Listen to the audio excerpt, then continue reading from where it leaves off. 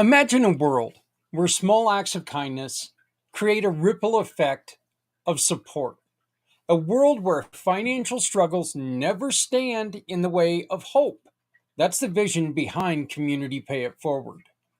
After a life changing motorcycle accident, I saw firsthand the devastating impact unexpected financial hardships can have on families. That's why I started Community Pay It Forward, to ensure that no one faces these challenges alone. Community Pay It Forward is more than just a single program. Through community impact and packed podcasting, people all coming together, we amplify the voices of those making a difference. And with Community Dare to Care, we provide essential goods like clothing, food, and school supplies to those who need it most, to the community, from the community, for the betterment of the community. With Community Pay It Forward, we support families, children, veterans, community projects, no matter where they are. We are not just providing assistance, but hope for a brighter future, not just for people in need, but for businesses that are out there struggling, trying to find a way. We have a plan, but we need your help to reach the next level. We're launching a crowdfunding campaign to raise $500,000. This will allow us to market the Community Pay It Forward program more effectively and to acquire a vehicle for delivering essential goods to families in need in our community, and enhance and strengthen our programs to serve even more people. And as a thank you for your generosity, we're offering special incentives for your contribution. As we tell people all the time, your donation, big or small, will help. It'll create lasting impact on our community. Join us in building a future where generosity and compassion lead the way. Visit our website today, communitypayitforward.us, or scan the QR code above and donate today. Together, we can pay it forward, because no one needs to go it alone when we all come together.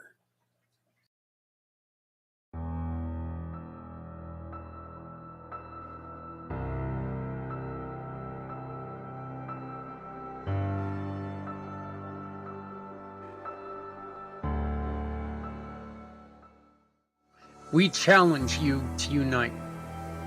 We invite you to join us for a mission for healthy heroes.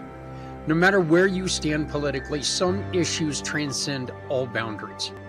Hero suicide and mental health challenges for those who support our communities are topics that must demand attention, compassion, and action. We invite everyone, regardless of background or beliefs, to join the conversation during our 22-hour podcast, Mission for Healthy Heroes, on February 22nd, 2025. This event is not about pointing fingers or debating politics. It's about finding real solutions, fostering unity, and creating support systems for our heroes. No one is right or wrong, or we would not have this problem. Let's break the silence. Let's address the tough topics. Let's work together to bring hope to those who need it the most. Your voice matters. Your ideas matter. Together, we can build a stronger, more compassionate community. Will you stand with us? Scan the QR code and join us for a mission for healthy heroes.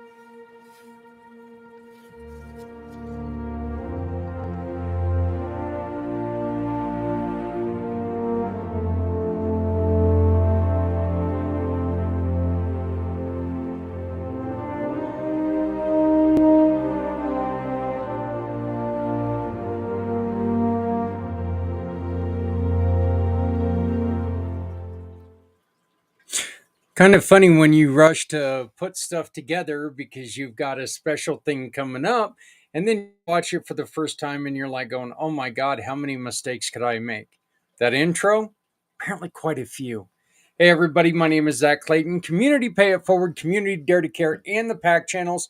We are here for Footprints Forward, where we are discussing the upcoming event and all of the treatments that we find that are a little bit different. And this episode is definitely going to hopefully create a little bit of conversation. I guess I'm going to say hopefully create a little bit of conversation because we're going to be talking about a couple things that are a little wacky or a lot wacky, I guess. I intended on talking about all three topics on Wednesday night, but I simply ran out of time.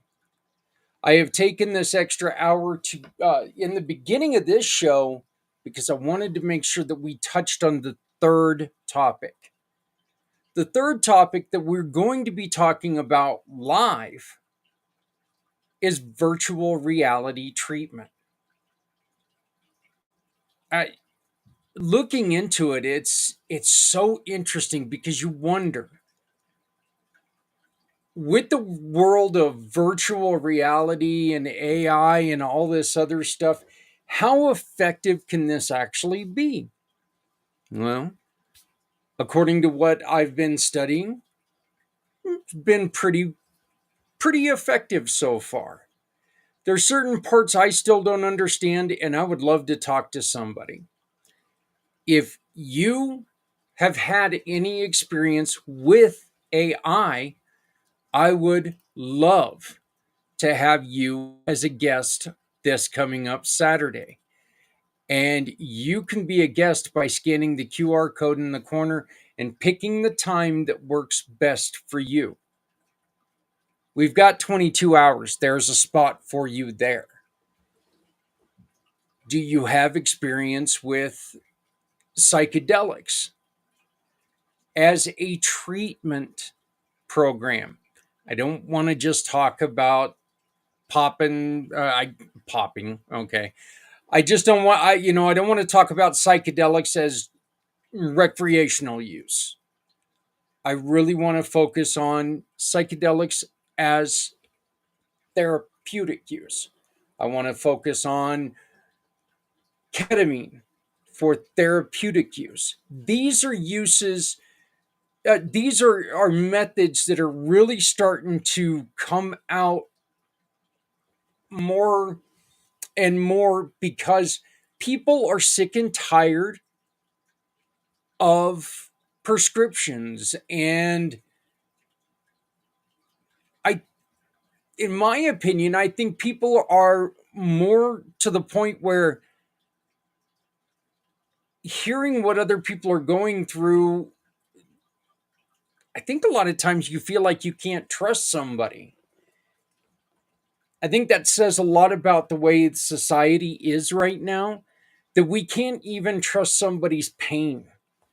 And you see this all the time on social media and with posts that somebody calls out and asks for a little bit of support, and all of a sudden people are sitting in there berating somebody for, if you just go out and get a job and blah blah blah blah blah.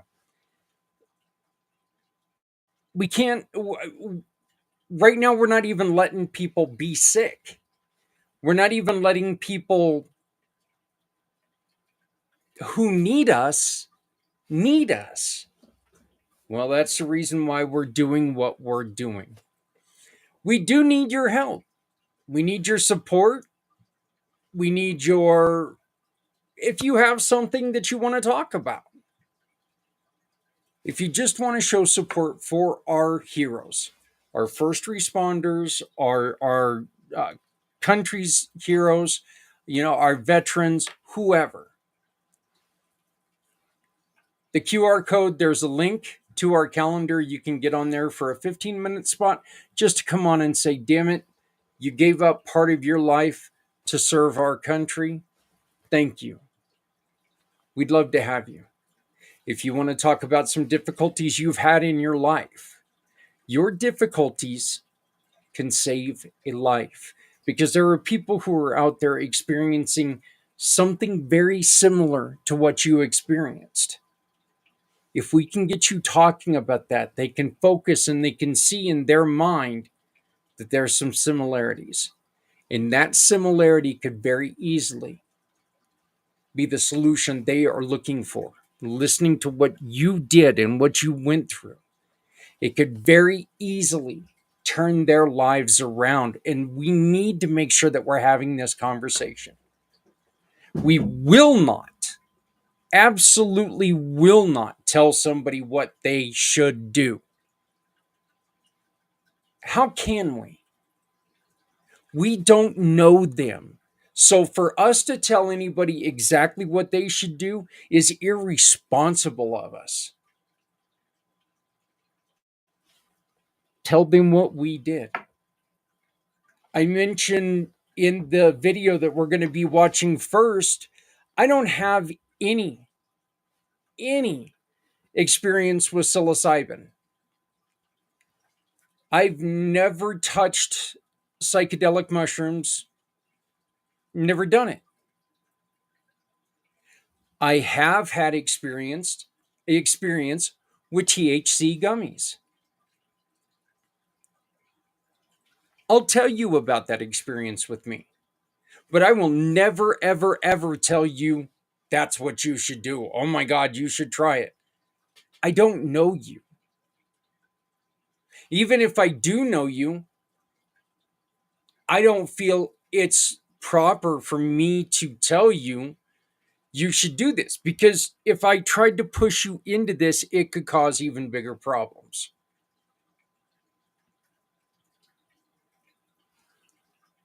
But what I do owe you is an explanation of what I've found out. What I do owe you is a definition of what I found out.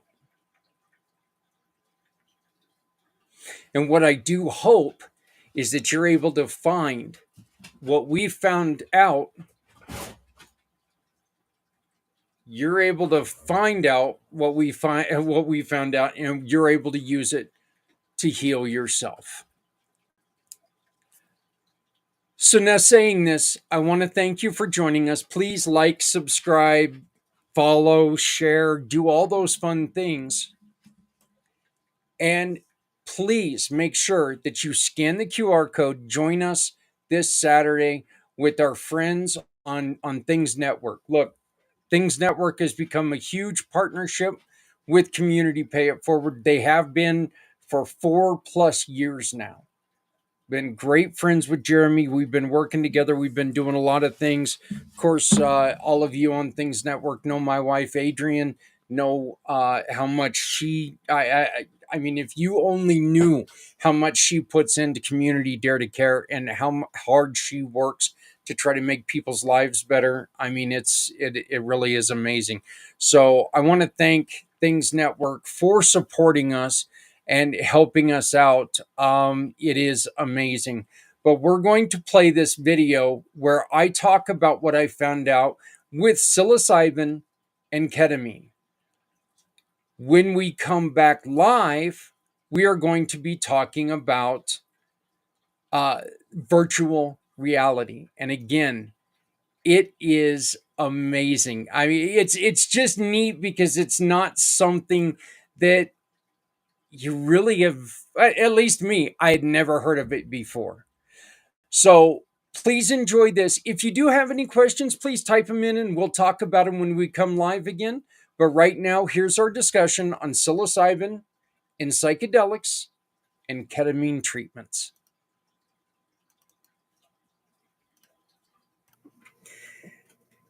Our discussion today is definitely going to come across in different ways. We hope that you find value in it. We hope that you find questions in it. I definitely hope you find uh, conversation in it to where we can talk about this, because these are a couple ways that they are starting to go with non-traditional uh, medical or medicated therapies. We're going to be, after I play this video, which talks about four different therapies in itself. Two of the therapies are in this video. But, when we get back, we're going to talk about three specific videos. We're going to talk about hallucinogenics, mushrooms, psilocybin. We're also going to be talking about ketamine, and one that I had never heard of until today, virtual reality, which I think is just interesting. And I've got a lot of questions, and I hope maybe you can answer them. And I definitely, I'm going to say, you know what? If you have anything to say on any of these, pick up your little typewriter and ask me a question. I want to know if you've been through any of these. I'd like to have some answers. I'd like to see what you have to say. Right now, look, what you got, okay? Here's a couple of the treatments that we've come into. What are you doing to help our heroes? Why do I ask? Because we want to tell people about what you are doing. With a mission for healthy heroes, our goal is to talk alternatives, talk personal preference, talk about success. What works for you isn't always going to work for others. We ask you to join us if any of these sound familiar. Do you run activity programs? Activities like art therapy, music therapy, animal assisted therapy, outdoor adventure programs, sports and fitness programs, gardening and horticulture programs. These programs have been proven to reduce stress and anxiety, boost mood and increase serotonin levels, improve social skills, and reduce feelings of isolation while enhancing self esteem and creativity. They also provide a healthy outlet for emotional expression. What about a structured or heavily regimented program? These programs are designed to provide clear framework and routines that help individuals develop skills and stability in their mental health journey. Cognitive behavioral therapy, residential treatment programs, support groups with scheduled meetings, vocational training, and rehabilitation programs, or day treatment programs with partial hospitalization programs. Encourage accountability and regular participation. Help individuals establish daily routines for stability. They provide peer support and they reduce isolation. They also build life skills for long term recovery while focusing on measurable progress.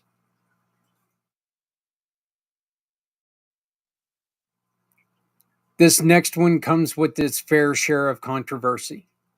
Safe, controlled psychedelic treatments.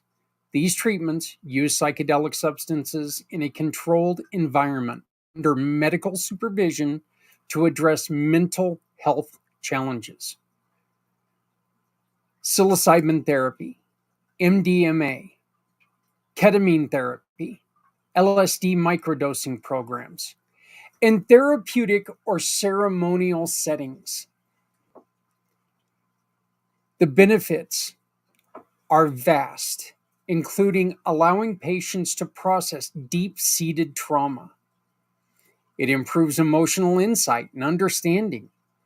It reduces symptoms of anxiety, depression, and PTSD. And it also promotes feelings of connection and empathy while catalyzing long lasting behavior and emotional change. Our final example for this video is mindfulness retreat programs. Mindfulness retreat focus on deep relaxation, meditation, and self-awareness, often in serene and natural settings. Silent meditation retreats, mindful movement retreats, nature-based mindfulness retreats, healing wellness retreats, and mindfulness for trauma programs. They enhance self-awareness and emotional regulation. They reduce stress and improve focus. They boost resilience against depression and anxiety, promote physical relaxation and mental clarity, and encourage spiritual growth and inner peace.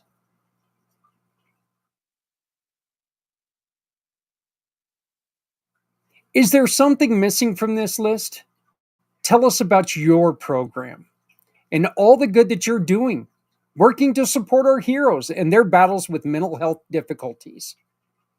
If you scan the QR code below, it allows us to discuss how working together will help so many. Please join us on February 22nd for Mission for Healthy Heroes. Healthier tomorrows for our heroes today. Okay, one of the things that I want to get across right now, okay, one of the things I want to say right off the bat, one of the things that I need people to understand, I am not promoting any of these. I don't know enough about them to promote them. Okay. I do know a little bit about uh, medical marijuana. Okay. For my migraines, for a while, I was taking the gummies. I am not a smoker. I quit smoking. Oh my God, I missed my anniversary. Damn, I missed my 18th anniversary. 18 years ago, I quit smoking. So I don't smoke anything. Um, Partly because I was smoking 3 packs a day when I did that. But yeah, so I don't smoke anything. So I was taking the THC gummies. And while they made my headaches feel so much better, I just couldn't function. I'd want to sleep the entire next day. And it didn't matter if it was sativa or indica, whatever. I could not function. Do I think it's a do I think it I absolutely believe that it works for me. But again, if I'm going to try to get up the next day and I'm going to try to function, it just is not viable for me. So I'm not going to do it. I do not know anything about any of these other programs. All I want to do, all I went out to do today was try to find some information on them. What are they? What are people saying that are good? What are people saying that are bad? What are people saying that, do we really want to cross this road? Unlike a lot of things right now, I want to see both sides of the story. Okay. I want to make sure that we are trying to get to both sides of the story. If you want to tell us your side of the story, I need you to use this QR code in the corner. Okay. This right here is the code to get onto the 22-hour program. This right here, this QR code is going to allow you to sponsor what we're doing. And folks, we need your sponsorships now. Please, please, please. We today got a yoga membership donated by one of our wonderful partners, Anissa. Thank you. That is so cool. I'm really looking forward to talking to her. I believe I talk to her tomorrow, learning more about it. And I will let everybody know I will create a special video just for that. So, got books from Sean Ev Winnington. We've also got 3 for my cards, which If you want to see what a For My card is, scan that. They're awesome. I love them. We've got 3 1-year memberships to For My cards that people can take and really up their business. Look, this is the 4th annual Mission for Healthy Heroes that we're talking about. It's coming up next Saturday, February 22nd. Start time is 4 a.m. East, 2 a.m. Mountain Time. 2 a.m. Mountain Time. Ironically, that's what time I started working today. Not because I was trying to get ready or anything like that, but it's because I had a dog with a gut issue. Why does it seem like my shows are really dictated by my dogs? I don't know. The end time is going to be 2 a.m. East and midnight here in the mountain area. We are honored to invite you to the 4th annual Mission for Healthy Heroes, a day-long event dedicated to serving those who served us. This year, we are amplifying our mission to tackle the invisible battles our heroes face, including mental health struggles, homelessness, reintegration challenges. Over the past 3 years, we've shared stories of resilience, heartbreak, and hope while supporting organizations that work tirelessly to improve veterans' lives. Now we're taking the mission even further because we are including first responders and other heroes. We need your support to make this happen. We're going to try to raise money for for a couple wonderful for we're trying to raise money. Yes, I do speak English for a living. We're trying to raise money for veterans, honoring veterans who you are going to get to see a dedication to my Uncle Barry on next Saturday. We're going to do a dedication live to a man that lost him a little over a week ago, and it still hurts my heart. My heart just all of a sudden started hurting again. But you know, you can see what they do. We're also going to be helping a current service person upgrade their house for their daughter who is wheelchair bound. Look, you can get a quarter-hour sponsor for $100, a full hour sponsor for $150. You can also get 4-hour sponsorship for $250, or you can be a name co-host for $400. So please help us make this happen.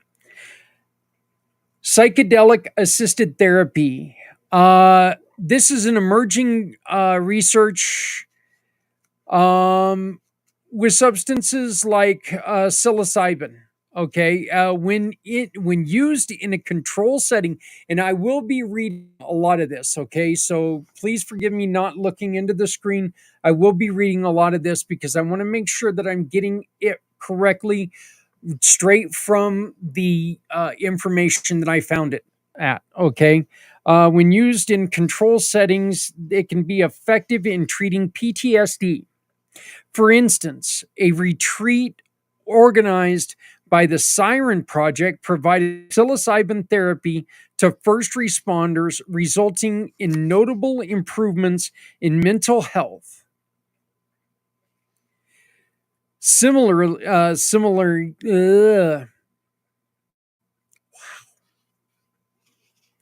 A trial at Monash University is exploring MDMA assisted psychotherapy for veterans and first responders with PTSD. Okay, so that's a little bit more on that. Let's see.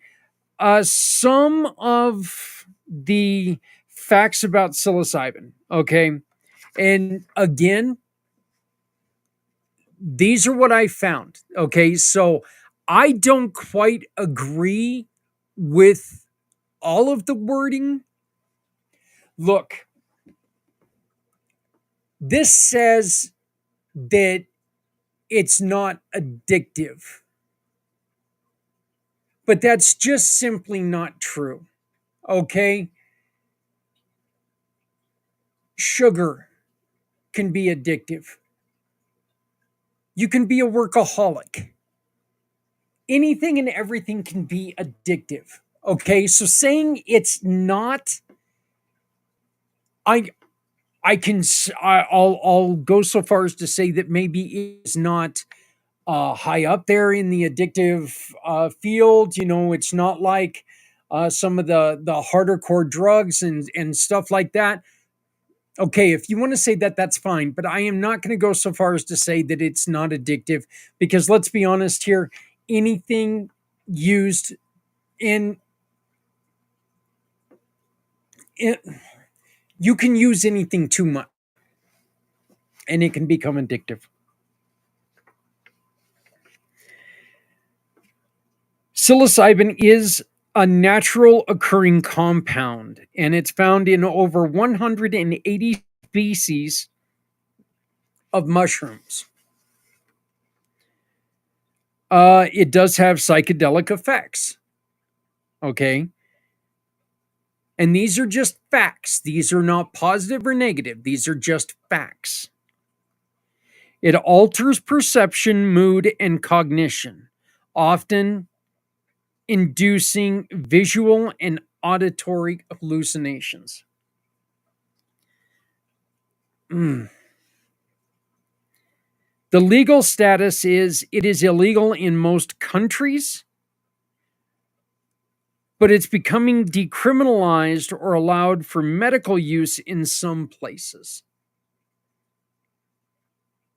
Oregon, Colorado, and Australia are three examples of places where it is legal to go and for uh, for personal use to get mushrooms here in Colorado. The therapeutic potential studies show it may help with PTSD, depression, anxiety, and addiction. It's got a plasticity boost, which suggests that psilocybin promotes brain connectivity with neuron growth. I don't know the science on that, but I would love to know why. I'm hoping that we can find somebody who can help us explain this. Minimal risk of addiction. Okay, unlike opioids or stimulants, psilocybin has a low potential for physical dependence. Controlled clinical use is being researched in guided settings with professional supervision. Long lasting effects, a single session can lead to improvements in mental health that last weeks or months.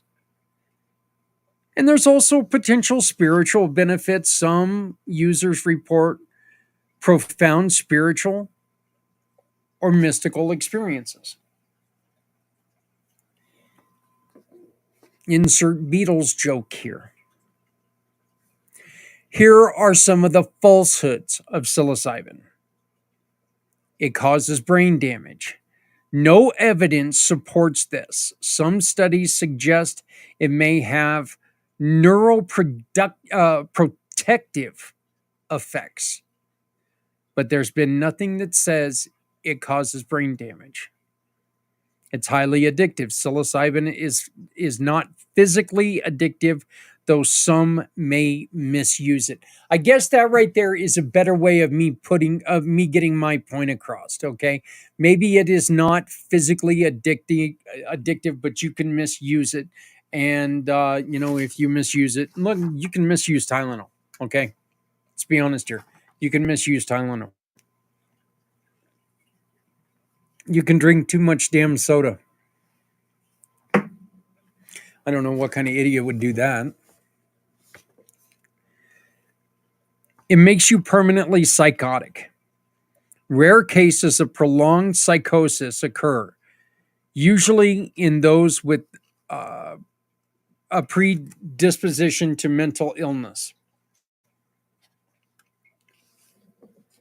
It's one of the you got to take into consideration who you are, what you are.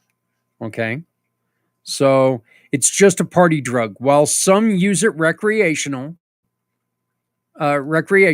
medical studies focus on controlled therapeutic applications. Everyone has a bad trip. Negative experience vary based on dosage, settings, and individual psychology. Look, if you are in a position where and I have witnessed, personally witnessed an individual who had a bad trip on mushrooms. And no, it wasn't this had nothing to do with therapy. Okay, this was all recreational, and he tried to tear his shower apart because the water on the wall made him feel like his shower was melting. So there are, there are risks, and that's the reason why you should be supervised when you're doing this. It always causes hallucinations. Lower doses can cause mild perceptual shifts rather than full hallucinations. It's the same as LSD. Uh-uh. Uh-uh. While both are psychedelics, they have distinct chemical structures. See, I told you we were recording. Hey, everybody, how's it going? Mushrooms are toxic and can kill you. Some wild mushrooms are deadly, but psilocybin mushrooms are non-toxic in normal dose. Some of the reasons why they've started to use psilocybin. There's a potential for mental health treatment. Studies suggest benefits for depression, PTSD, anxiety, and addiction. Alternative to pharmaceuticals. I think, this is one of them that, look, this is one of them that to me is a winning argument. It is a alternative to pharmaceuticals. It is so much better to put something natural in your body. Let's, without trying to be too vulgar here, but being vulgar, okay, the worst thing about a mushroom is it grows out of shit. Pharmaceuticals, it's just full of shit. Spiritual and emotional growth. And when that feeling of relaxation, it's in which, again, never in my life have I taken mushrooms. Never. But I know that from talking to people that relaxation can be like, it can be very spiritual. It can be uplifting.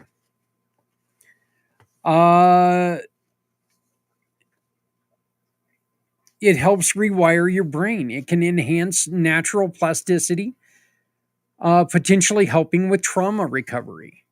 Low risk of overdose. Unlike opioids or alcohol, psilocybin toxicity is extremely low.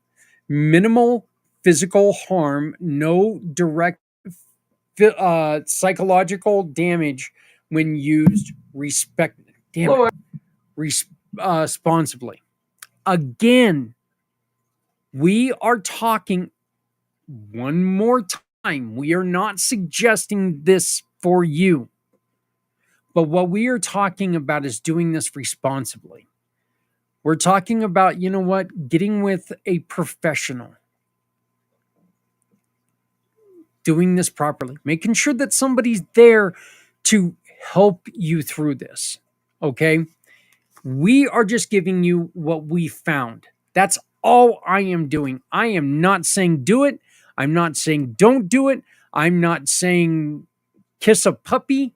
I'm not saying any of this. I am telling you what I've found. And that's because that's what's important to me. This one's a little hard. End of life anxiety relief. It has been shown to ease existential distress in terminal ill patients.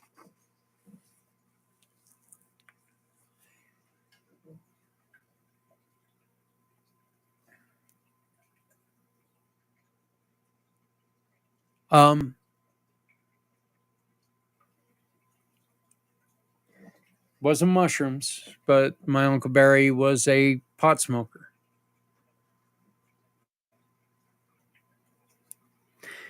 He and my dad sat in my office a couple times, and I'm going to tell you, if you don't believe in contact high, jeez. I remember them sitting in my office one time, and it was right around Thanksgiving. And there was an issue with the Donald Trump. It was in his first campaign. Not campaign, his first presidency. And they were talking about how there was a problem with the Turkish government. And I was contact high, okay? And the news report came out that there was something on my phone that came across that Donald Trump had a problem with Turkey. And I couldn't read the story. I just remember sitting there saying, oh my God, what is this guy bitching about Turkey for? I was talking about the bird, the animal, for Thanksgiving. Then I ate one of my gummies and my night was over, okay? My night was done, dude, done. I was gone.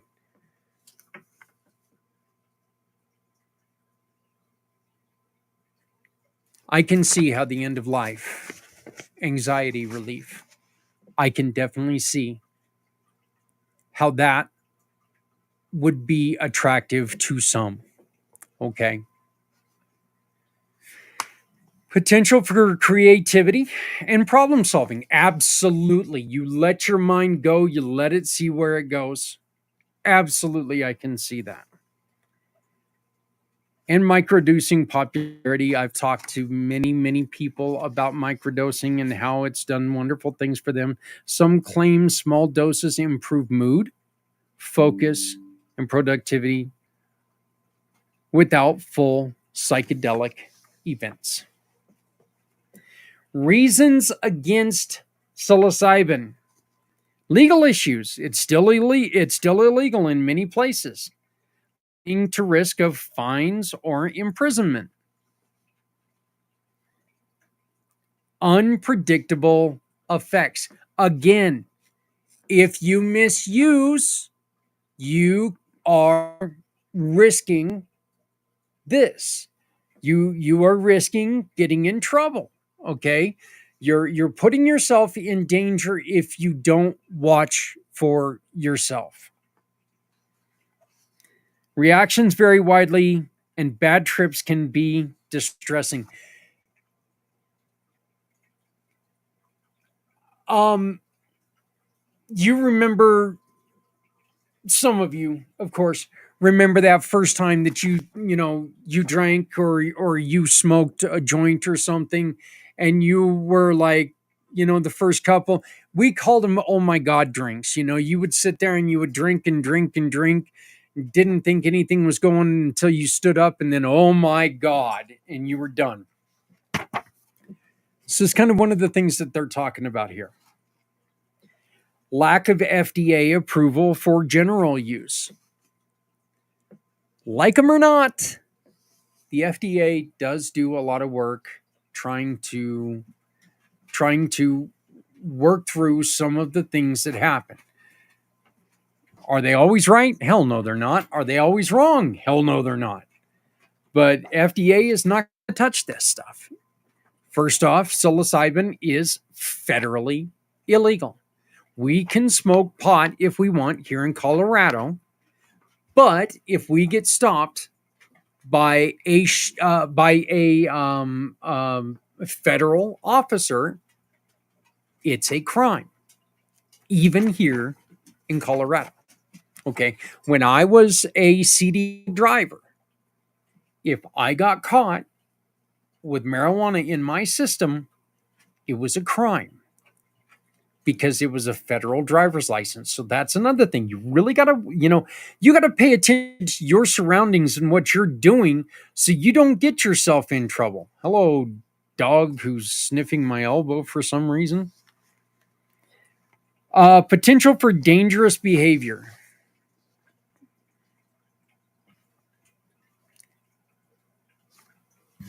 Look at that doofy looking guy.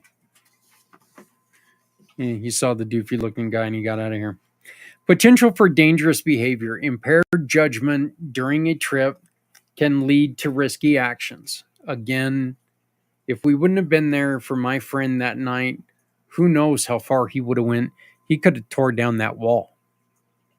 He could have found himself in a lot of trouble. And it's not safe for everyone.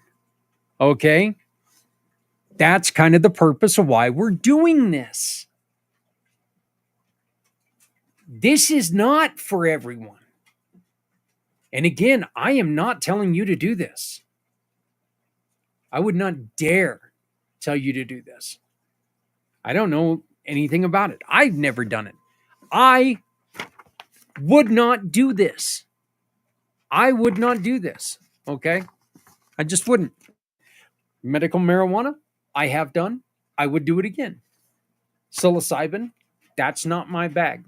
I'm not going to do it. Not me. Lack of regulation. Illegal sources can be impure, misidentified. And you could run the risk of poisoning from other fungi. How many times are we hearing right now about something being laced with terrible fentanyl, and that's what's causing a lot of these deaths?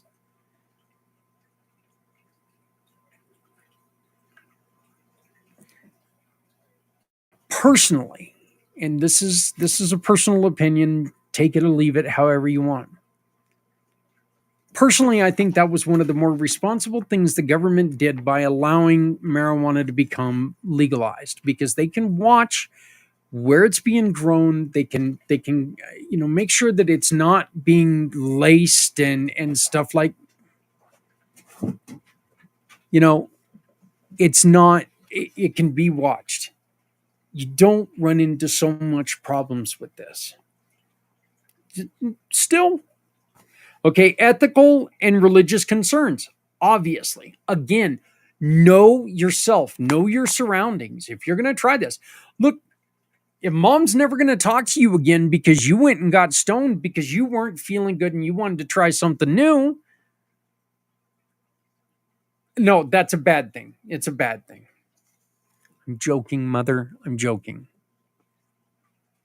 Some groups oppose its use due to cultural or moral beliefs. Short-term side effects can include nausea, dizziness, increased heart rate, and confusion. And this is a great one right here. It's not a guaranteed cure. And I would go so far as to say that if you're doing it improperly, it's not going to be a cure. Okay, if you're not performing the regimen correctly, you could end up compounding the problems here. While promising, it does not work for everyone and should not replace professional therapy entirely. The conclusion: psilocybin presents exciting possibilities. Exciting, yeah, for mental health treatment, but it comes with risks and legal hurdles. While researching is promising, further studies and regulations are needed before it becomes widely accepted in mainstream medicine. Here's my question to you. Please reach out to me and give me your opinion. Go in the chat. Tell me what you think here. Okay? Here's my question to you. Should we look further? Should we insist that people look further into studies like these of programs like psilocybin? Is that something that we as American citizens should say, hey, you know what? Maybe instead of throwing all these chemicals at people, maybe we should try something a little more natural. Can we do some more studies with this just to see where it goes? What is your opinion on that? I really, really would like to know. Please like, subscribe, comment, share, tell people what we're doing here. Okay, we need your help. We desperately, desperately need your help.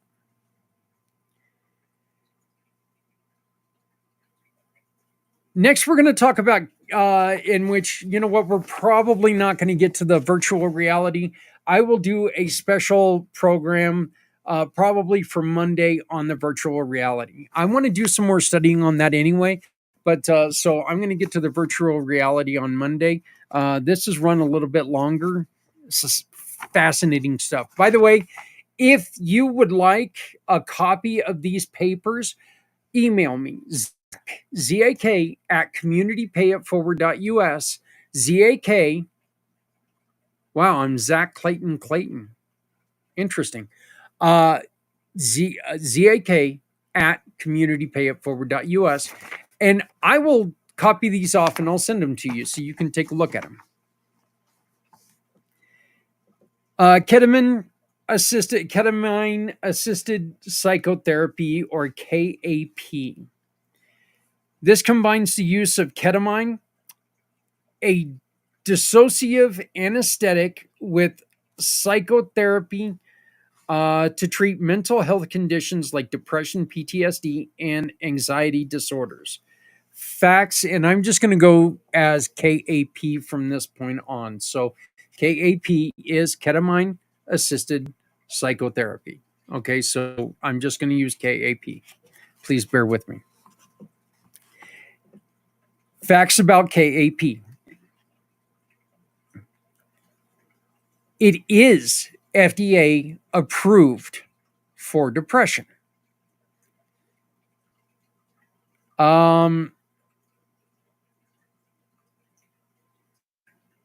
It's and of course the first thing that they do is they give me a medication name. Why can't you people who name medications just call them Bob, Ralph, Mary, Potts, Mary Jane? Can we stick to that? Why are you doing esketamine? Spravato is an FDA approved nasal spray for treatment to resist depression. It's fast acting. Unlike traditional antidepressants, ketamine can relieve symptoms within hours to days. Disassociated experience. Patients often report out-of-body sensations, altered perceptions, and emotional breakthroughs. Again, these are facts. These are not benefits. These are not glorifications. These are just facts about KAP. Works on NMDA receptors. Unlike SSRIs, and I wish I knew what that was, ketamine acts on the receptors and increase glutamine levels, adding neuroplasticity.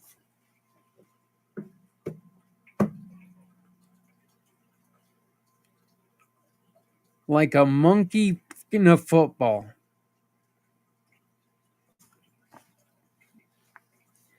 Can reduce suicidal ideation. Studies show ketamine significantly reduces suicidal thoughts, sometimes after a single dose. Requires controlled administration.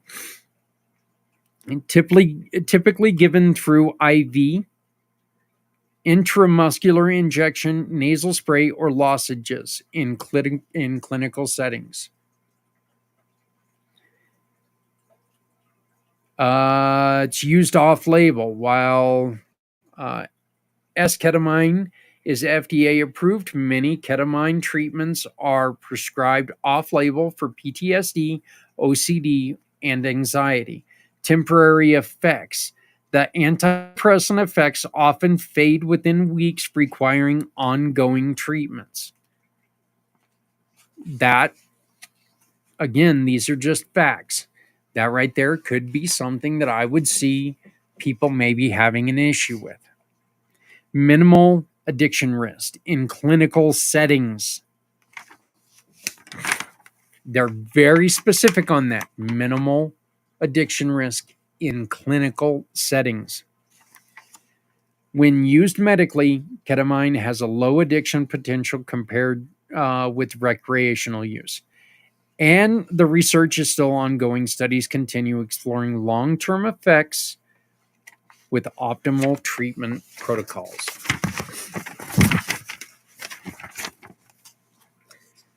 Common falsehoods about KAP. Ketamine is just a party drug. You heard this one before. It does have recreational use, but if carefully dosed and monitored, it can be very, very effective. It works for everyone. That just simply cannot be true. It cures depression permanently.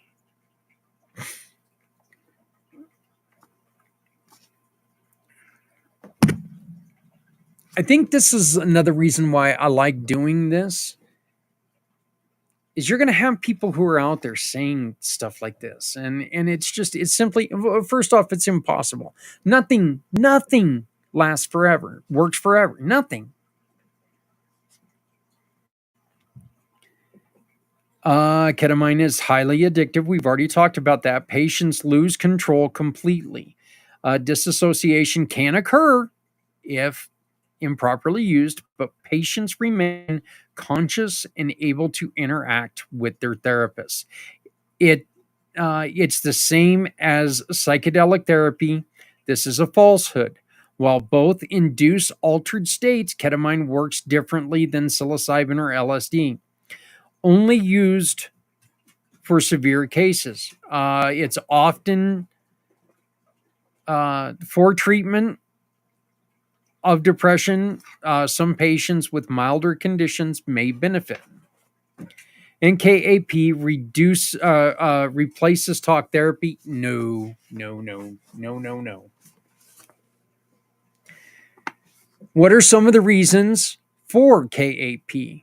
And we've only got about 9 minutes left, so I'm going to try to hurry through this. Rapid relief for depression or suicidal thoughts. They've already mentioned they're having great success with suicidal thoughts. Neuroplasticity and brain healing. It does enhance neural connections, helping with trauma processing. Effective for treatment resilient conditions, which means it helps those who haven't responded to other medications. Enhances psychotherapy. Patients may access emotions or memories more easily under ketamine's effects. Makes sense. Minimal long-term side effects compared to traditional antidepressants. Side effects like weight gain and sexual dysfunction are rare. Could help PTSD and anxiety disorders. Some studies suggest benefits beyond depression. Fewer doses needed over time. That's good. Once again, we did talk about it a couple of minutes ago that, you know what, it may not work the best at first, so it may need extra. I think hearing that it may work and fewer doses needed, I think that's positive. Potentially safer than some of the other psychiatric medications, meaning lower overdose risk than opioids and than opioids. What are some of the reasons against KAP? Short-term side effects. Dizziness, nausea, disassociation, increased blood pressure. Ding, ding, ding. and confusion can occur. Again, if you're going to do this, do it properly. Not a standalone treatment. Most effective when combined with therapy requiring additional effort and cost. Long-term effects are unclear. More research is needed as prolonged ketamine use, for prolonged ketamine use, costs and accessibility. Not always covered by insurance, making it expensive for many patients. I think that's probably one of the reasons why, guess what? You go into the dark places where you don't want to go, places you wouldn't send your children. Risk of abuse and misuse in non-clinical settings. And let's be honest here, it's going to have an effect that some are going to find very, very attractive. So it's probably going to lead to, you wanting more. Limited availability. Not all clinics offer KAP, restricting access for some patients and potentially a potential for memory or cognitive effects. Some concerns exist about repeated use impairing memory or executive function. Okay, so those are just the first two. I'm sorry, I'm not going to get to virtual reality today. I will get to it on a special edition on Monday, but I think that was very interesting personally. I really enjoy that. Hey, you know what? Before we go, I need to do this. We need your support. We desperately need your support. We're trying to grow. We're trying to get better. We're trying to help more people. For this, we need to start making a little bit of money. You can become a supporter. You can support us by scanning this code right here, and you can become a sponsor for what we're doing. We need to get a vehicle for donations. We need to get volunteers. We need to get employees. We need to get smart people who know what they're doing, because the one guy who thinks he's three guys who can barely be half a guy, he needs help sometimes. So please help us out. Scan this QR code and you can really make a huge difference for what we're trying to accomplish. Imagine a world where small acts of kindness create a ripple effect of support. A world where financial struggles never stand in the way of hope. That's the vision behind Community Pay It Forward. After a life-changing motorcycle accident, I saw firsthand the devastating impact unexpected financial hardships can have on families. That's why I started Community Pay It Forward, to ensure that no one faces these challenges alone. Community Pay It Forward is more than just a single program. Through community impact and packed podcasting, people all coming together, we amplify the voices of those making a difference. And with Community Dare to Care, we provide essential goods like clothing, food, and school supplies to those who need it most, to the community, from the community, for the betterment of the community. With Community Pay It Forward, we support families, children, veterans, community projects, no matter where they are. We are not just providing assistance, but hope for a brighter future, not just for people in need, but for businesses that are out there struggling, trying to find a way. We have a plan, but we need your help to reach the next level. We're launching a crowdfunding campaign to raise $500,000. This will allow us to market the Community Pay It Forward program more effectively and to acquire a vehicle for delivering essential goods to families in need in our community, and enhance and strengthen our programs to serve even more people. And as a thank you for your generosity, we're offering special incentives for your contribution. As we tell people all the time, your donation big or small, will help.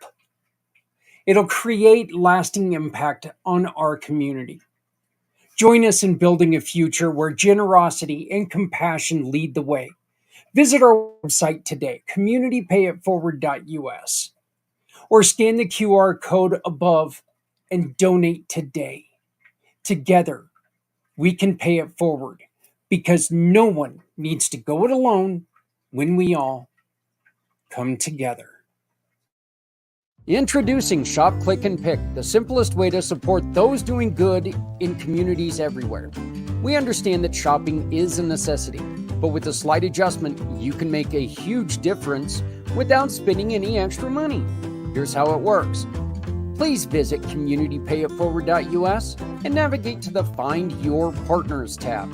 Discover our verified giving partners, which are trusted allies ready to meet your needs. Shop with any of the partners that resonate with you. Click a picture of the receipt or invoice, then pick the mission partner you wish to support and use their QR code to send the receipt directly to us. After that, all you have to do is sit back and enjoy your purchases, knowing that you've made a meaningful change for someone in need. Community Pay It Forward amplifies your business's impact by sharing the story of those who require your services, rallying support for those who need us all. Because no one needs to go it alone when we all come together. Again, we are not talking about telling anybody how to live their own life. We're not going to do that. We're just going to tell you what we found. And I do find psilocybin and the use of certain psychedelics, the ketamine sounds interesting to me. I, again, that wouldn't be my thing. Okay. I'm not going to be a guy who's going to sit in a kumbaya circle. I'm not going to be a guy who's going to sit there and, I've sat on the couch before, sat in a chair before. I've got a really good friend in the program who's a, a hypnotist. I I think that's I think that's interesting, and I've always thought about maybe giving that a shot. But then again, I also know that she knows me, and she's going to make me cluck like a chicken every time somebody says the word "what." And all of a sudden, I'm just going to start clucking like a chicken. And I know she's going to do that because I told her that's one of my fears. And so she would do that just to make a point. I don't see Daria doing that. By the way, if you really want to try out some hypnotherapy, check out Daria Mann on the Facebook or on the website, communitypayitforward.us, communitypayitforward.us. I'm pretty sure that if we raised enough money, she could get me to cluck like a chicken, and I would volunteer for that. If I could learn how to lay some eggs, that'd be great right now. We wouldn't need to ask for donations if I could learn how to lay eggs. We would become plenty set up if I could learn how to do that. This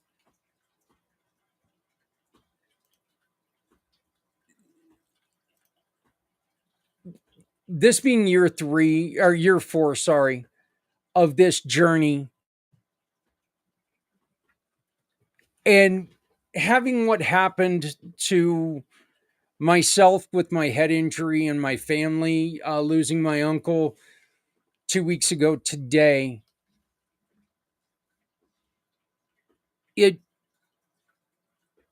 it's really going to take on a very, very special meaning to me, because this is going to be one of the more difficult ones that I've ever had to do. And that's on top of last year losing a very, very close family member to suicide.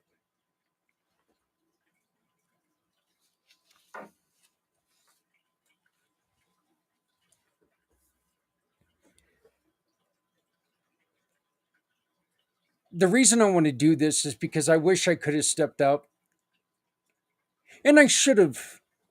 I I should have been able to say something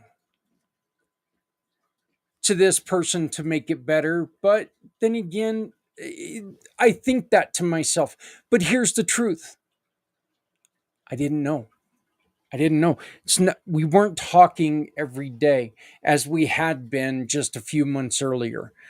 Prior to my accident, we were talking every day. We were together almost every day, Monday through Friday. Monday through Sunday, Friday, Saturday, and Sunday. We were on bikes with each other, riding through the community. Short 9 years after the accident, I lose her, and it hurt. It still hurts. We want to make sure that we're letting people know that there are different outlets out there. You don't have to take the end of life route. And I think we all understand that when we're thinking sensibly, when you're right there in that moment, we're thinking emotionally. And we all know when you think emotionally, you don't,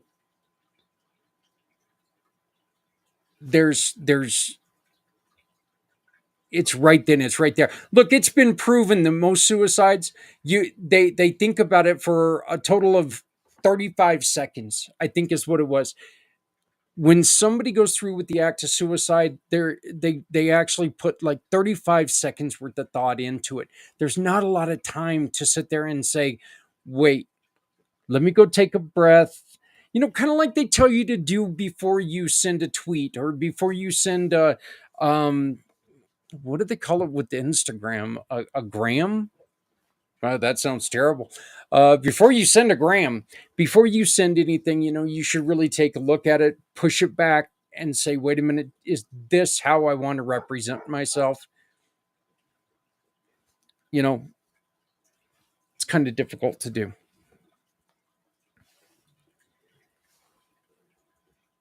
Activity programs are another way, and we're not going to get into a lot of these right now, but I do want to put this in your head, and that way maybe you can start to think about some of the activity problem or projects in your community that you can suggest to somebody who's struggling. Things like art therapy.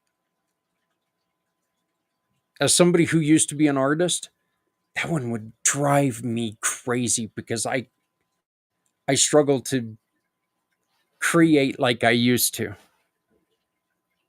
Music therapy, animal assisted therapy. I would have to have assisted therapy because of my animals, I believe. Outdoor adventure programs, us being in Colorado, that is one of the most that's one of the biggest one. I know that we have programs where they take they take our veterans fishing, fly fishing, they take them camping, they take them to all these different areas, and it means something. John Vogels is working on a camp with veterans, uh, to where they can just go camping together, and they can be there. It's a non-alcoholic camp. They can go, they can sit there, they can camp like they used to, they can talk, they can communicate. Sports and fitness programs, and of course, as I mentioned in the video earlier, gardening and horticulture therapy. So, but now I want to get into this because I really find this absolutely fascinating. And it is virtual reality therapy. Again, I will be reading. So, unfortunately, I will not be looking a lot at the camera. I will be looking down at my paper. But some of this information is information that I found through pretty extensive study today. And well, since last week, actually. And I wanted to share this with you because there are so many different virtual reality programs. I want to thank the Society for Virtual Reality Therapy, American Psychology Association, Forbes Health, and of course, Wikipedia, because if it's on Wikipedia, it's got to be true, right? But I want to thank them for helping to guide me with some of this information. So let me get that out there. Again, I also want to thank Things Network for powering this program and helping us get through and helping us get this out to people. What is virtual reality therapy? It's a type of therapy that uses immersed virtual environments to help individuals manage mental health conditions, neurology disorders, chronic pain, and phobias. By placing users in computer generated simulations, therapists can guide them through controlled and safe exposure to various stimuli, helping them process trauma, overcoming fears, or building coping strategies. I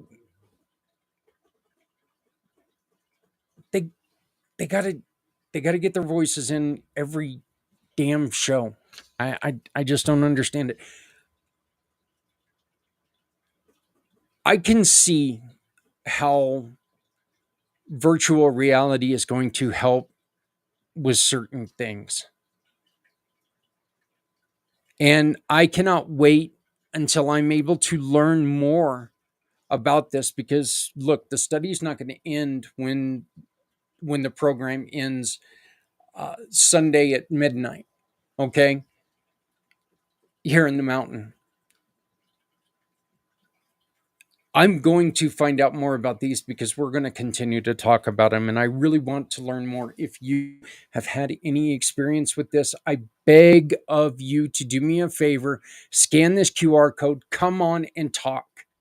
If you run any programs like this, scan this QR code, come on and talk about it. Let's make sense of what we're going to hear right now. Okay? We need your help.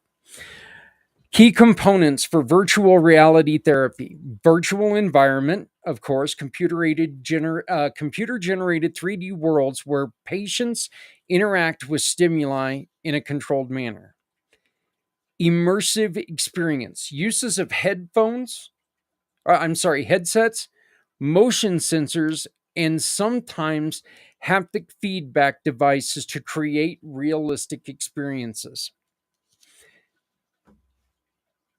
The Obviously, because this is therapeutic, you need having a therapist guide you is going to be the most effective. And this is really one of them that, out of the three that we've talked about, I think this is the one that is definitely more personalized for treatment, for treatment areas. I really see a therapist being able to take in and create a more defined treatment for you.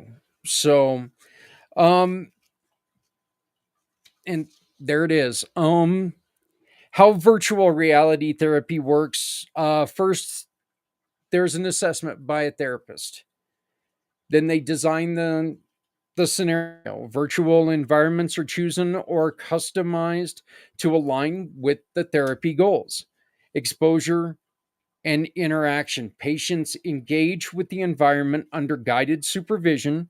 Cognitive processing. The therapist help patients process emotions, reactions, and behaviors to experience in the virtual reality settings. And they finish it off with progress tracking. Of course, if you're going to use this as, if you're going to use this as therapy, you need to track the progress. So, um, I wanted to get into a little bit more of those. And so, exposure to the therapy. Um, it's used to treat phobias, PTSD, and anxiety disorders. Patients are gradually exposed to their fears. So if you have a fear of flying,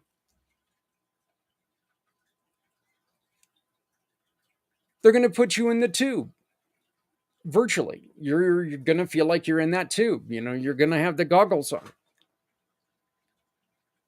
Deep in your own recesses of your mind, you're going to know that you're safely at home. But that fear is still going to be in your heart, in your head, because you are going to feel like you're in that plane. Public speaking. If you have a fear of public speaking and you're trying to prepare for a speech and you look out and you see hundreds or thousands or four people, it's going to make you fight through that fear, which I think is really important. Cognitive behavioral therapy enhances traditional CBT by allowing, and CBT is cognitive behavioral therapy, blah, blah, blah, by allowing patients to practice coping strategies in virtual environments. Uh, helps in treating depression, OCD, and social anxiety. We have a gentleman in the program who focuses on people with social anxiety. He had crippling anxiety when he was younger, to where he couldn't function in a group of three. So, and he's been able to take and focus on that in a different way. This is one that I am really, really confused on. Okay. I'm not going to lie about it. I'm not going to powder coat it. I don't understand how this one's going to work. I really would like to learn more about it. So, again, if you know anything about this, I invite you to please join us, scan the QR code right over there, and pick a time on the calendar. We can talk about this. Pain management. And they do this by a distraction-based therapy for chronic pain, burn victims, and post-surgical recovery. Mind over matter. Mind over matter is really the only thing I can think of. And I say this as a guy who is in chronic pain due to my head injury.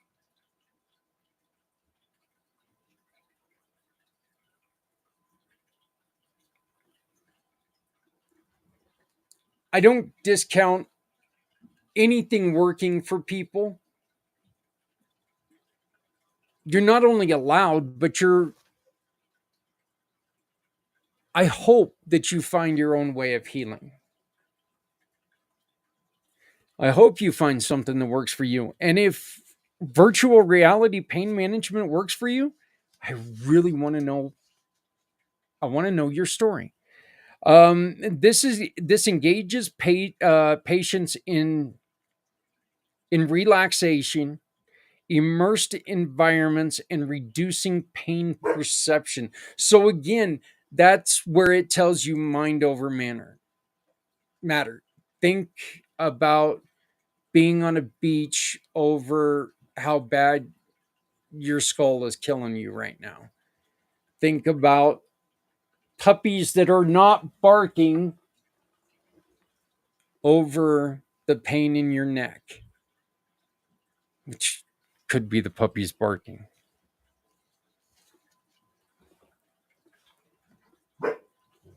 Neurological rehabilitation. This is used for stroke recovery, traumatic brain injury, and neurodegenerative diseases like Parkinson's and Alzheimer's. This helps patients by engaging them in exercises that improve motor skills, memory, and cognitive function.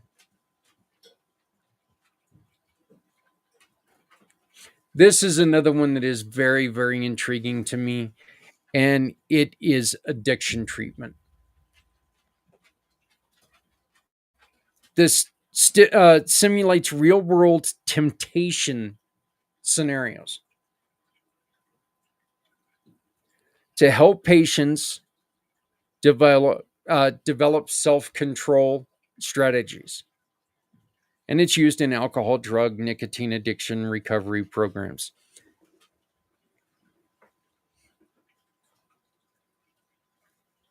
I'd like to ask this question to, and I pose this question to anybody and everybody out there. I'd love to get your comments. Please use the comment button and and tell me if I'm misguided here.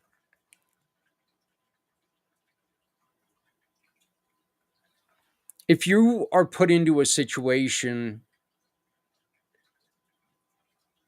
even one with the wonderful purpose of this to try to help you in a temptation scenario, can that not lead to that desire for what you are trying to be tempted away from? Okay, you're in a scenario where you're sitting next to somebody virtually with that beer. And I understand the concept of what they're going through. They're they're going to be able to sit there and tell you, okay, here's this person with the beer. Oh, that beer looks good. Oh, that beer looks great. It looks refreshing. How are you going to tell them no? I understand it could help you come up with a way that you could have that conversation with somebody. I would really appreciate it maybe if we weren't here right now. How about we go to a park where there's no alcohol because I'm struggling? I can see that. But can you not also see how this could make somebody go, damn, that beer looked good? And get it stuck in their head, damn, that beer looks good. And gets them to the point to where at the end of the day, they're like, that overwhelming urge takes over them, and that beer wins. That virtual beer wins, and they end up going and drinking.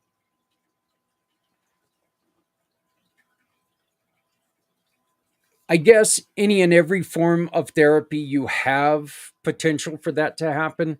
But in this one, I really wonder, because you do have that stimuli of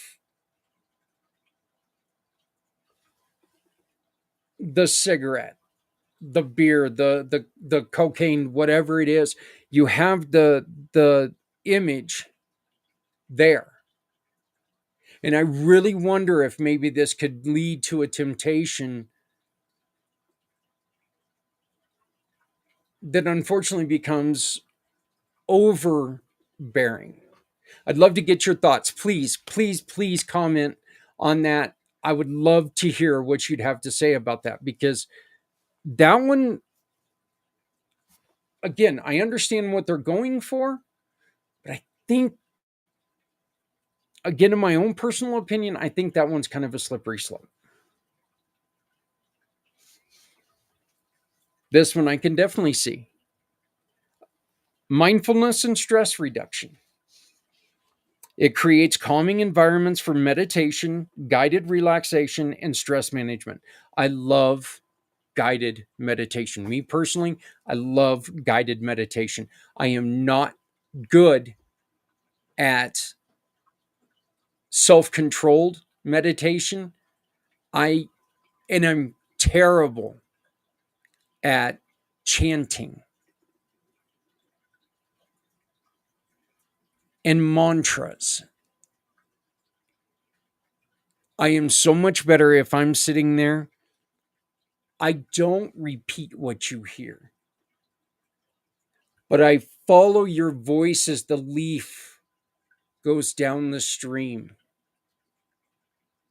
And I follow that leaf going down that subtle stream water over the rock in the beautiful crystal clear water. I'm good at doing that, and it helps me relax.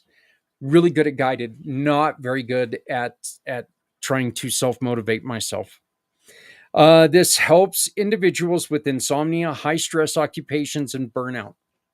Again, I see how that one would be fantastic. We did that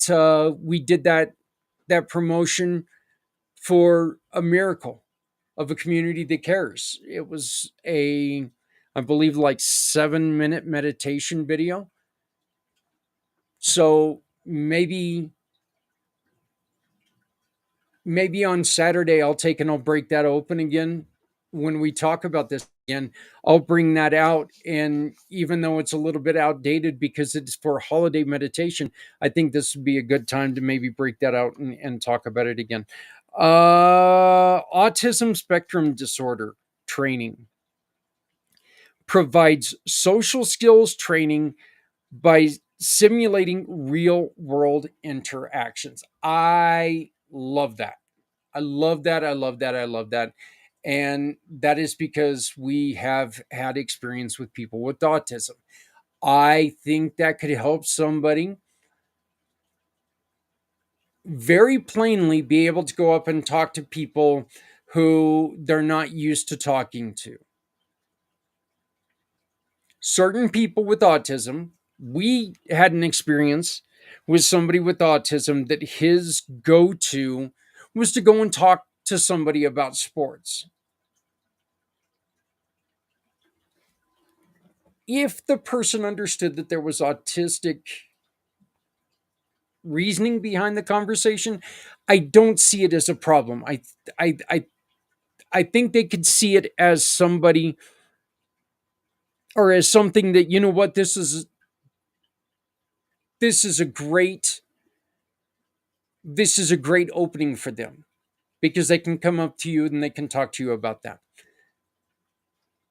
But if it's somebody who doesn't know that you're on the scale, if it's somebody who doesn't understand anything about autism or about what you're going through, their first response is going to be, what the hell's wrong with this person?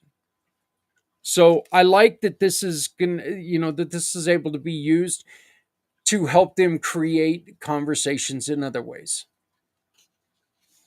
How's the weather? Well, let's be honest, in a crappy eight, 18 degrees. My computer keeps telling me it's supposed to be warmer today, yet it keeps saying 18 degrees. My computer's lying to me.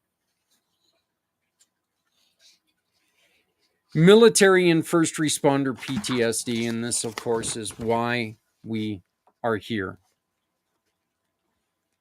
Simulates compact, I'm sorry, uh, take two. Simulates combat or trauma related environments to help individuals process past experiences. I think you're going to be dealing with a little bit of mind over matter here again. Go back to the plane scenario. We all hear about the veteran who struggles with fireworks.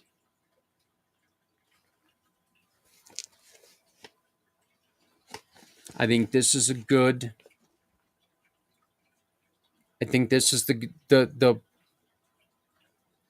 place where they're going to focus on something like that. How do you deal with your neighbor and their fireworks? What can we do to get you over that? This is used by veterans, police officers, and paramedics. I did ask to please come up with the scenario, and this is word for word the scenario it gave me. So, as they say all the time on, disclaimers, If this sounds like your real life, this is not based on any experience that I know of.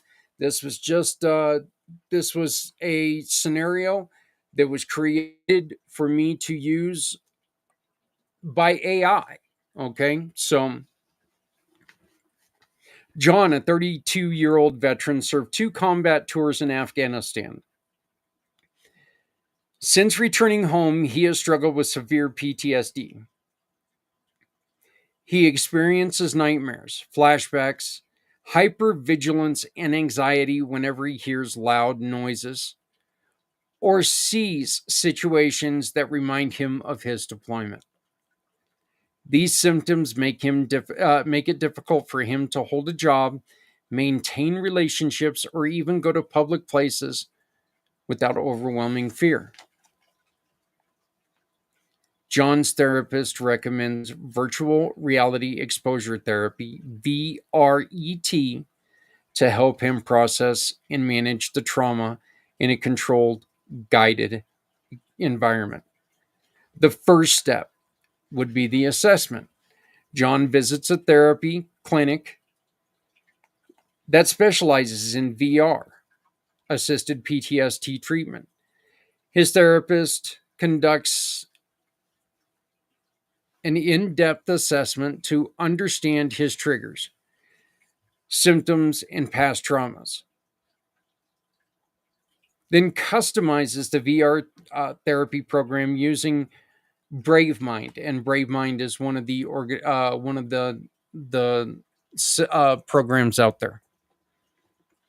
A VR simulated developed by USC's Institute for Creative Technologies, specifically for treating military PTSD.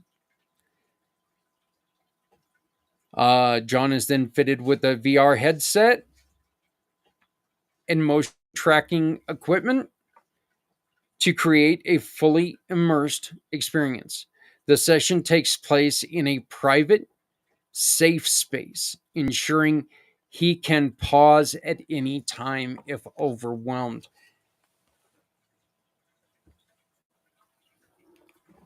I think that's great because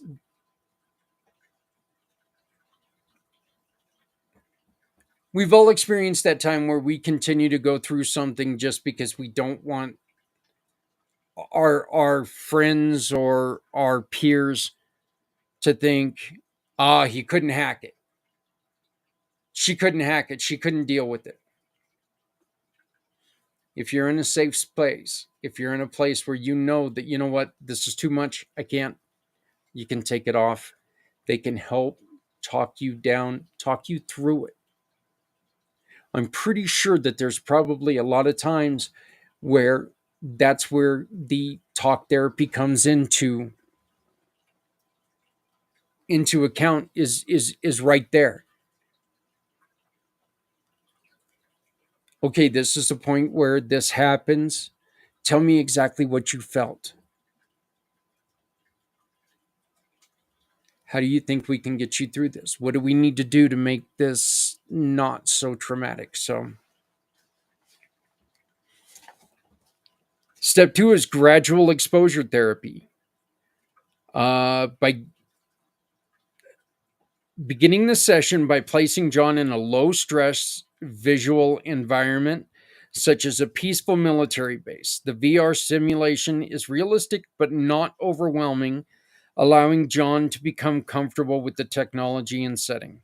Over the next few sessions, not over the next few minutes, over the next few sessions, the therapy gradually increases exposure to more stressful environments. I think it's really important that it's understood that's over a few sessions, not over a few moments or even in an hour's time. A Humvee riding through a desert, a simulated checkpoint, a combat patrol mission. Through these sessions, you're able to monitor John's heart rate, breathing, and stress levels. If his anxiety spikes, the therapist pauses the simulation and guides him through breathing exercises. That's that's cool. That's neat. Step 3 is emotional processing and coping strategies, stopping the simulation and breathing through it. And step 4 is going to be real world applications.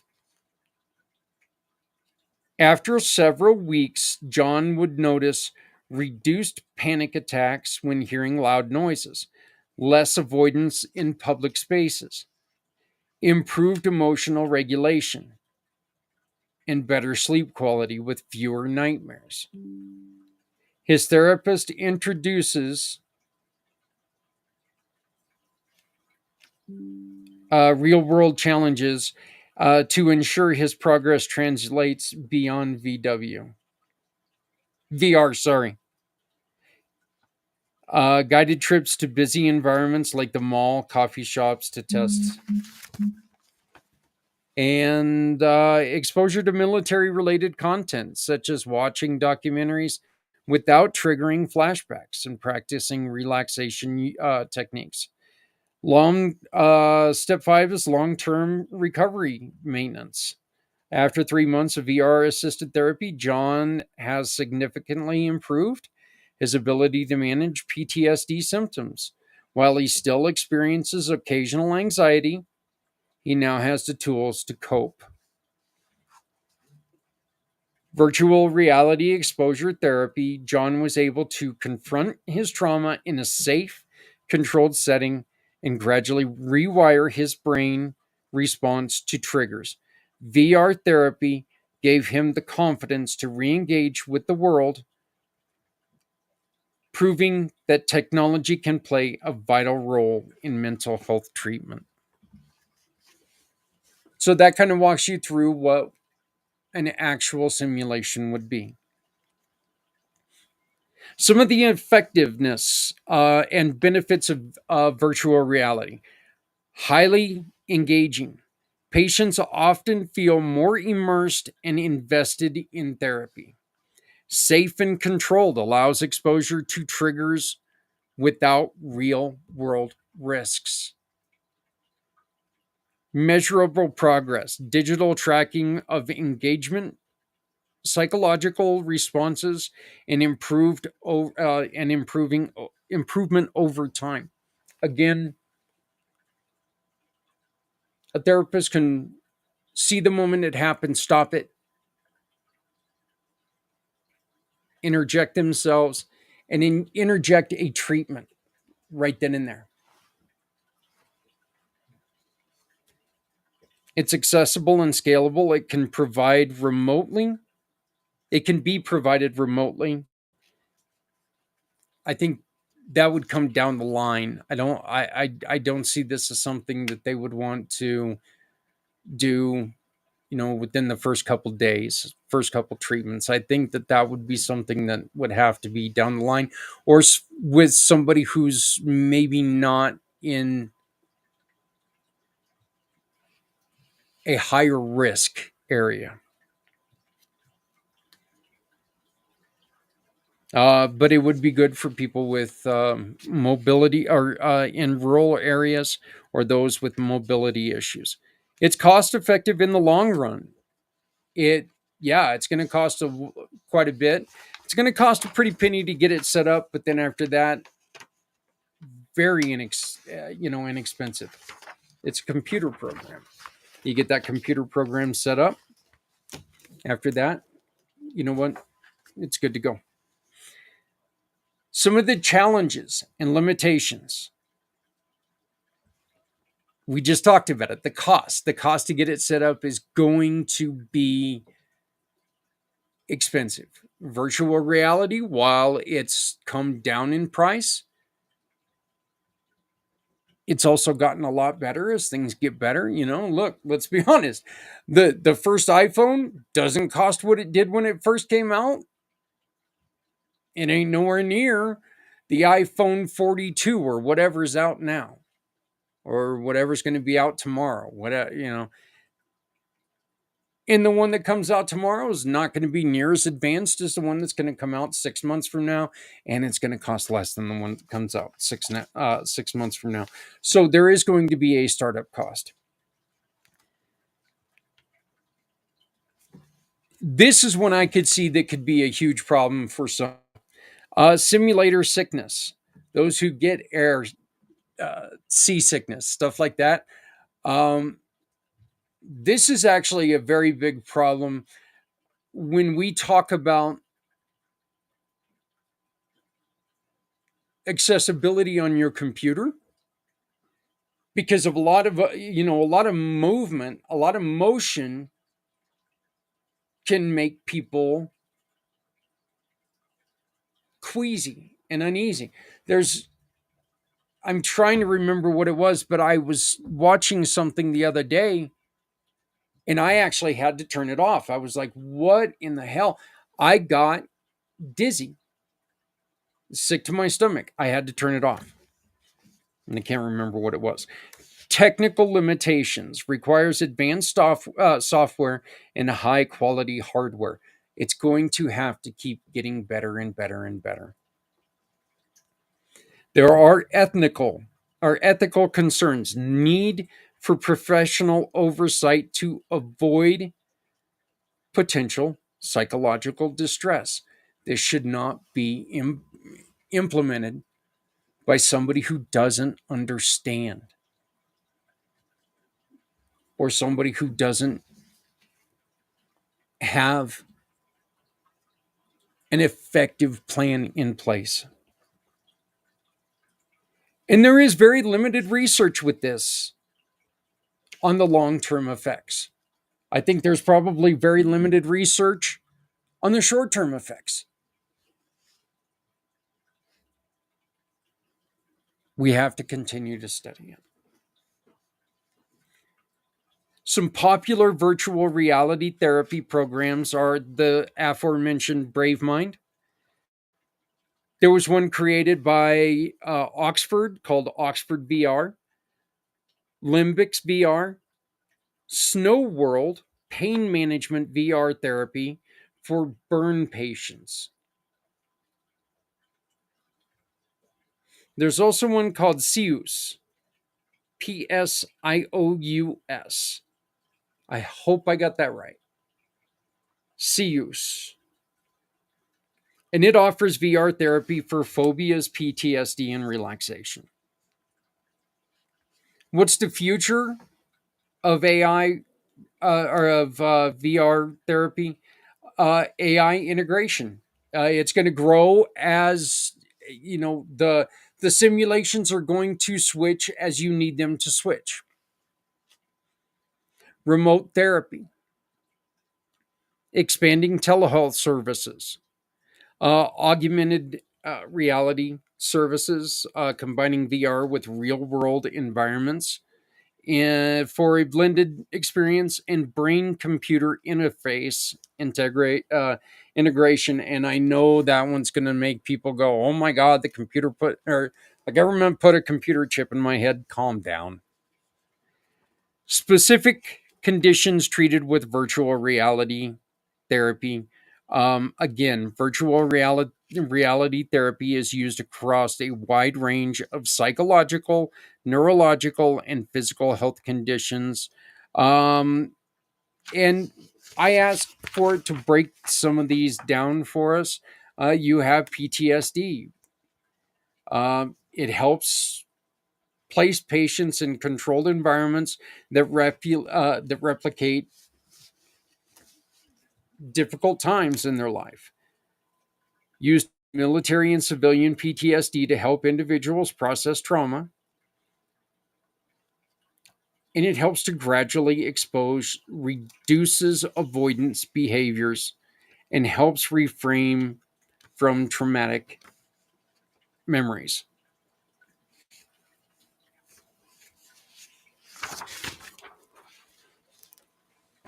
Due to the lack of time, I'm going to move on here. They've got things for stroke. Again, you've got addiction, eating disorders, or body body fatigue, thinking that your body is not where you want it to be. Workplace and performance anxiety.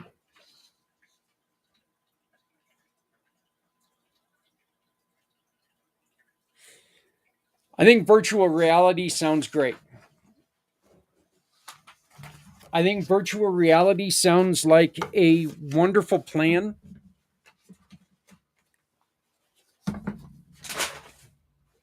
I think all my paperwork for virtual reality just fell on the floor.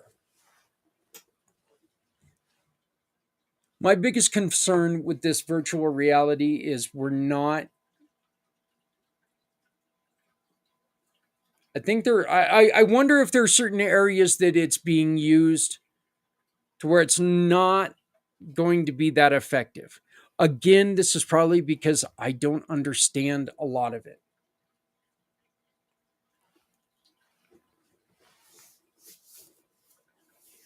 This is hard for me to say. Okay. I look at the pain.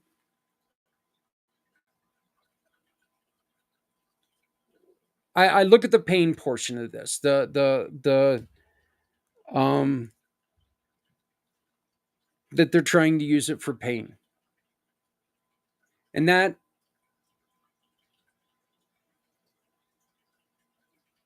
I guess it kind of confuses me. I don't understand how it's going to work. That's not the hard part. Here's the hard part. I'm going to admit right now in front of everyone, in front of the world, I've been on pain pills for the majority of my adult life.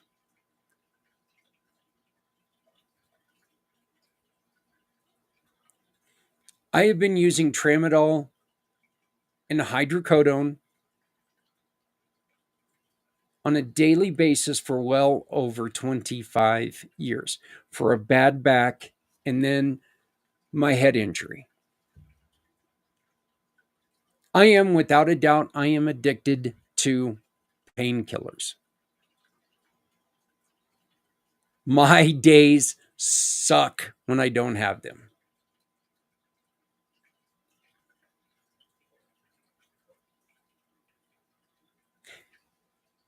The thought that there's going to be something like virtual reality out there that could maybe help me get through some of this, in which it's hard for me to believe that something like virtual reality could get rid of my migraine headaches when not even the pain pills do that.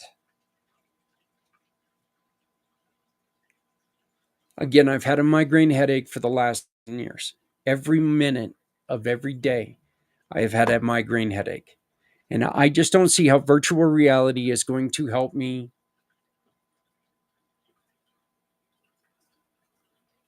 through a migraine. But it excites me that somebody thinks it can.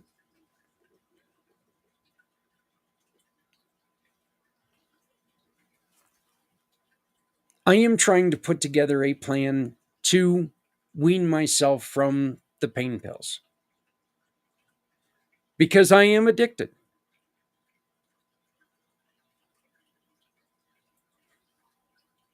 But I am also one of those guys that I need to be ready to do it. Because when I'm done, I'm done. I don't mess around with it. I'm not going to sit there and tell you I think it's time, I think I might want to. No, I need to be able to know that it's going to work and go for it. I quit doing something once. That's it. I'm not going to quit doing things over and over again. So it does excite me that there's a possibility here. Who knows? Maybe that could lead to helping me with something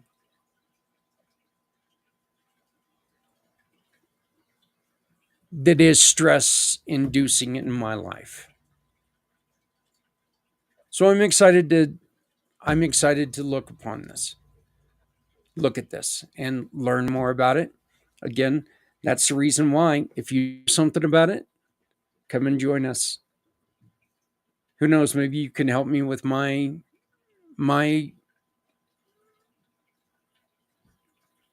the cross I bear, okay?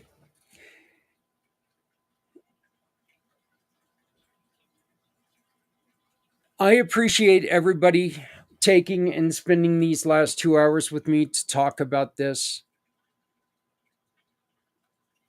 because we're just trying to get you all prepared, because this Saturday is the 22-hour podcast.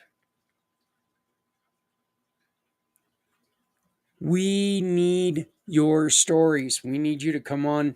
We need you to help us.